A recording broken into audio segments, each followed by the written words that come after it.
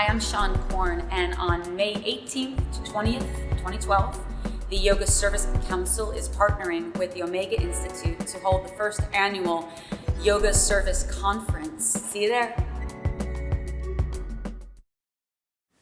Welcome, I'm Sianna, and today we're going to go into a story about how Shiva got his blue throat and Lakshmi was born in the great ocean. So once upon a time, there was this grumpy sage. He's a very smart and wise sage, but he tends to be a little grumpy too, and a bit of a trickster. And his name is Durvaras. And Durvaras, on this one particular day, is incredibly happy. And the celestial nymphs in the skies, they look down and they go, do you see that? That normally our grumpy sage is actually happy today. It must be a special day.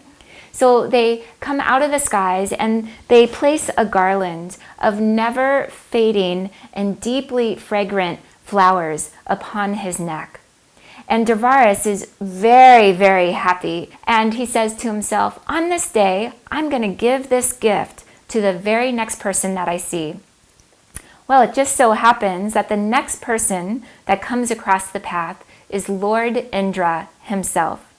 Now, Lord Indra is the commander-in-chief. So Indra comes along on his great white elephant, and Durvaras sees him and he says, well, he's the next person, gives him the garland, and Indra takes the garland, totally dismisses it, just throws the garland away into the air, and the trunk of his elephant catches the garland, and because it's so intoxicating and so fragrant, the elephant goes wild, and then the garland goes flying off again, down on the ground, and the elephant, by mistake, stomps onto the garland. Now, Durvaras just so happens to be watching all of this, and the once incredibly happy mood he was having has become the grumpiest that he's ever been. And he looks to Indra and he says, Indra, I curse you now because you didn't see the gift that I gave you. And so from this point forward, you and all of your gods and goddesses will start to lose their powers one by one. And Indra says, yeah, whatever. And then sure enough, one by one, the gods and goddesses start to lose their powers. Surya, the sun, becomes completely pale and loses all of his brightness. Agni, the fire god, becomes shivering cold as if he's made of icicles. Even Yama, the lord of death, is rendered entirely helpless. And then the gods and goddesses, they become very concerned and they have a little conference with each other and they go to Lord Brahma and they say, Brahma, what do we do? And Brahma says, I don't know. Go to Vishnu. He'll tell you what to do. And so they go to Vishnu and Vishnu says, don't worry. Here's what you need to do. You need to gather all parts of yourselves, all the gods and goddesses, and all the demons too.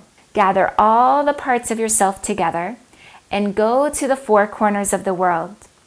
And in the four corners of the world, you will gather the sacred herbs. And from those four corners, bring the herbs together to this ocean of milk.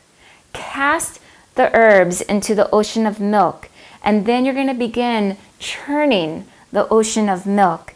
Now, the ocean of milk is like the ocean of the heart, and the churning is the sadhana, the practices of yoga itself. And so the gods, goddesses, demons, all these parts of ourselves come to the practices, and we start churning in the great ocean of the heart.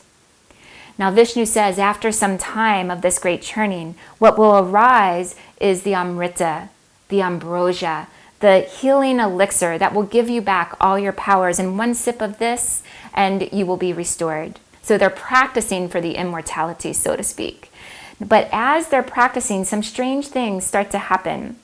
And the first of these is that a very noxious poison comes forth, and it's the hala hala.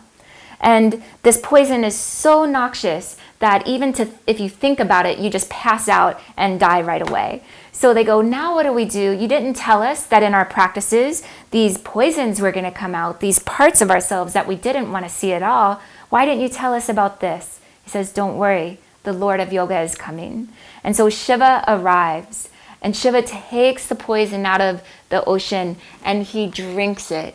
And then he holds it at the base of his throat. And the poison there, through the power of mantra itself, is transformed and transmutated into an iridescent, beautiful cobalt blue. And this is how Shiva gets his blue throat. And he's Lord Nilakanta, the blue-throated one. And so now the gods, goddesses, and demons keep churning in this ocean of milk. And all sorts of gifts arise. There's the great wish-fulfilling tree, and the moon itself rises out of the ocean. But then out of the depths of the ocean arises this most lustrous form of the goddess. Her name is Lakshmi, and she's seated on a perfect lotus flower, and she's bedecked in the garland of never-fading, always fragrant flowers. And as they keep churning, the ambrosia arises. The demons, of course, grab the ambrosia first, and they say, it's mine. And then Vishnu says, don't worry. He transforms himself into a very sexy goddess, goes to the demons and says, could I have a little taste of that? And they hand it over to her. And then Vishnu, as the woman, then gives it back to the gods and goddesses. And they take a sip, and all their powers are restored. And it's a happy day for everyone. Namaste.